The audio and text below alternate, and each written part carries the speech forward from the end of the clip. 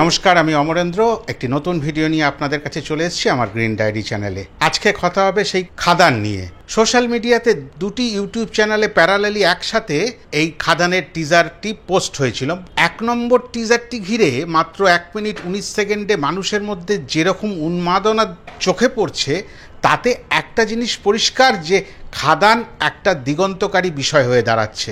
কেননা শীতকালটা একটা ফেস্টিভ সিজনের ওপর দিয়েই যায়, আর মানুষের মনে একটু উড়ু উড়ু ভাব থাকে। আর উড়ু উড়ু ভাবটা কেন বলছি? একটু ঘুরতে যাওয়া, একটু আত্মীয় পরিজনের বাড়ি যাওয়া, একটু সিনেমা দেখা, একটু বড়দিনের আনন্দ করা, নানান রকমভাবে সেলিব্রেট করতে চায়। খাওয়া দাওয়া, পোশাক আশাক সব কিছু মিলিয়ে একটা রঙিন জগৎ তৈরি হয়। মানুষের মন যেন একদম রঙে রঙে ভরে ওঠে। আর সেই রঙের মধ্যে আরও বেশি করে রাঙাতে আসছে দেবের খাদান।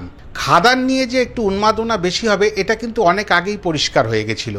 খাদানের যখন প্রথম মোশন পোস্টার আমাদের সামনে আসে, ওই একটা ডায়লগ আর ওই যে লুকটা, এই সবটা মিলিয়ে কিন্তু একটা উন্মাদনা আমাদের চোখে পড়েছিল।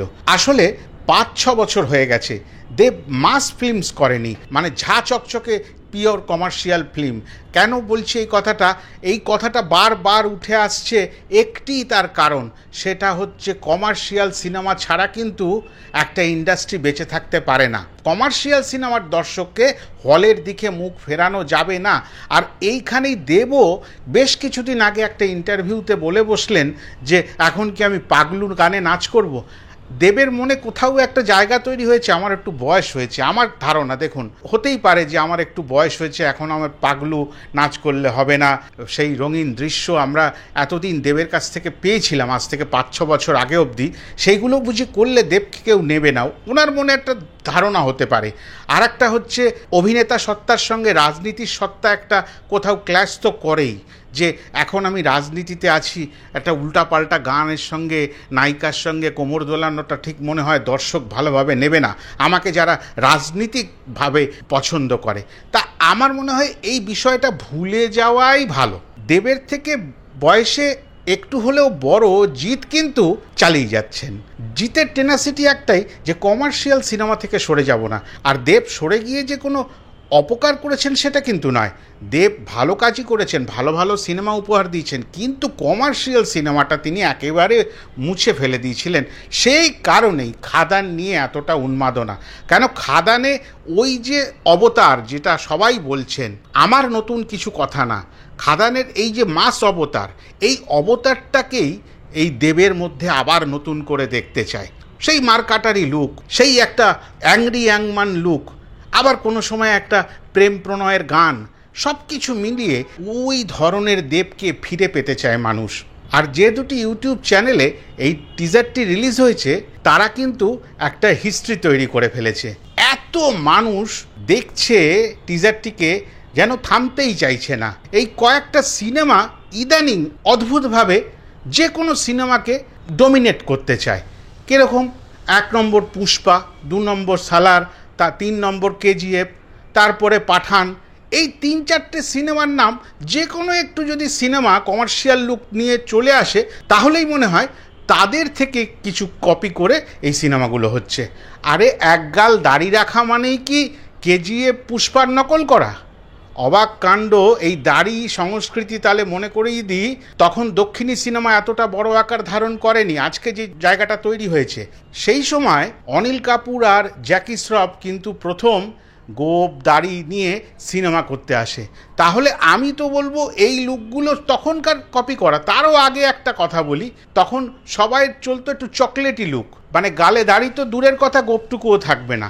তা সেই দিনগুলোতে কি ছিল? সে অমিতাভ বচ্চন বলুন, মিঠুন চক্রবর্তী বলুন, বা তার আগেরও একেবারে দিলীপ কুমারে চলে যান, সবারই একেবারে যেটা আমাদের পাতি কথায় বললে চিকনা। তা সেই দিনে সেইটা চলতো। তা পরবর্তী সময় চেঞ্জ হয়েছে, এবং সেই রকম দিনেও বেশ কিছু শিল্পী, তার মধ্যে একজনের নাম আমার এক্ষুনি মনে আসছে, শত্রুঘ্ন সিনহা, একটু অফবিট লুক নিয়ে প্রচুর সিনেমা করেছেন। তা সেইগুলো তো চলেছে, কিন্তু ভাবনাটা হঠাৎ করে পরিবর্তন হয়ে গেছে। দক্ষিণের সিনেমার জন্যই এটা সম্ভব। আজকে তার কারণেই শাহরুখ খান একগাল দাঁড়িয়ে রাখছেন। এই জিনিসটা আমার কাছে খুব, মানে সত্যি কথা বলুন, আমি ঠিক সহ্যই করতে পারছি না। আরে আমরা সাধারণ মানুষ একটা নায়কের চুলের নকল করি, দাড়ির নকল করি, গোফের নকল করি, তার চশমার ফ্রেমটার নকল করি, কিন্তু একটা সিনেমার জাস্ট একটা 1 মিনিট 19 সেকেন্ডের টিজার এসছে, রে রে রে রে রে রে রে সালার, পুষ্পা আর কেজিএফের সংমিশ্রণ, আবার সেটা ভদ্র ভাষায় না, চাটনি তৈরি করা হয়েছে। আরে এতটা আপনারা যদি বোদ্ধা, তাহলে একটা ভালোভাবে বলি, আপনারা নিজেরাই সিনেমা বানিয়ে ফেলুন। যে কোনো সিনেমা এলে আজকে এপার বাংলার সিনেমা নিয়ে ওপার বাংলা বলবে, আর ওপার বাংলার সিনেমা নিয়ে এপার বাংলা বলে। আবার এটাও দেখা যায় যে নিজেদের মধ্যে খেয়েই এখানকারই লোক বলছে এ আর কি, ওই লুক দেখেই তো বোঝা যাচ্ছে ওটা কেজিএফের লুক, হাতুড়ি হাতে নিলেই ওটা অমুক সিনেমার, স্টেন গান হাতে নিলে ওটা অমুক সিনেমার। আরে তাহলে কি দিয়ে করবে? বটি হাতে নেবে? আমি তো বুঝতে পারি না এই আলোচনাগুলো কেন আসে। আরে সিনেমাটা তো আসুক, তারপরে দেখুন এর কয়েক মাস আগের তুফান সিনেমা নিয়ে ঠিক এই ঘটনাটি ঘটে। সেটা আমাদের দেশের সিনেমা নয়, বাংলাদেশের সিনেমা, কিন্তু এই ঘটনাটাই তো ঘটেছিল। তো সিনেমাটার টিজারটা এত ভালো হয়েছে যে সৃজিত মুখার্জির মতন নাম্বার 1 একজন ডিরেক্টর বলতে বাধ্য হয়েছেন যে এই রকম একটি টিজার বাংলা সিনেমায় এখনও অবধি কোনো দিন আমি দেখিনি। তার মানে কি সেটার একটা যৌক্তিকতা আছে?